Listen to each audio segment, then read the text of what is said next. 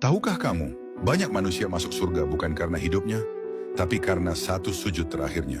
Di sebuah kota yang ramai oleh dosa, hiduplah seorang lelaki yang dikenal buruk oleh manusia. Masa mudanya dihabiskan dalam maksiat.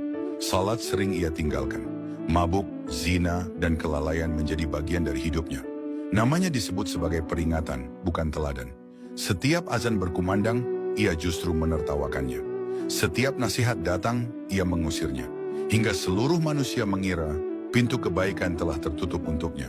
Namun tak seorang pun tahu, di dalam hatinya yang gelap masih tersisa satu percikan penyesalan yang sangat kecil.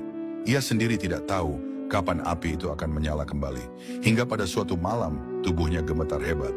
Dada terasa sempit, napasnya tersengal. Ia jatuh terduduk di lantai kamar yang sunyi. Tidak ada teman, tidak ada keluarga, hanya dirinya dan ajal yang semakin dekat. Dalam kondisi hampir pingsan, ia teringat satu kalimat yang pernah ia dengar di masa kecil. Allah menerima taubat seorang hamba selama nyawanya belum sampai di tenggorokan.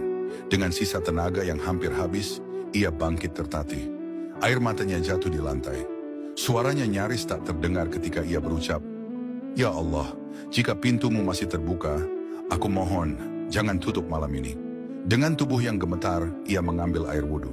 Setiap tetes air yang jatuh seperti membawa dosa-dosanya ikut luruh. Lalu ia berdiri menghadap kiblat. Untuk pertama kalinya setelah sekian lama, ia kembali sholat. Ketika ia sujud, itulah sujud yang berbeda.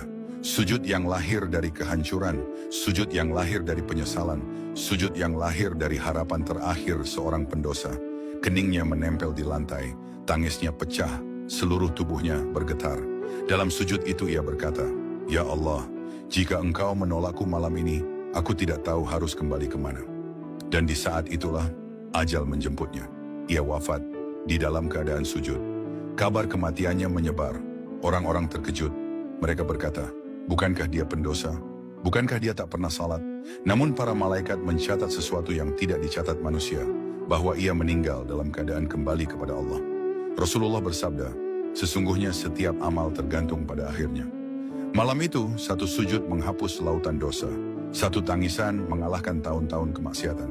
Satu taubat mengalahkan seluruh masa lalunya. Dari kisah ini kita belajar, bukan tentang seberapa kotor masa lalu kita, tapi tentang bagaimana kita kembali di akhir hidup kita. Selama napas masih ada, pintu taubat belum tertutup. Jika kisah ini membuat hatimu bergetar, tuliskan di kolom komentar, "Ya Allah, wafatkan aku dalam husnul khatimah." Dan bagikan agar semakin banyak jiwa yang tidak putus asa dari rahmat Allah.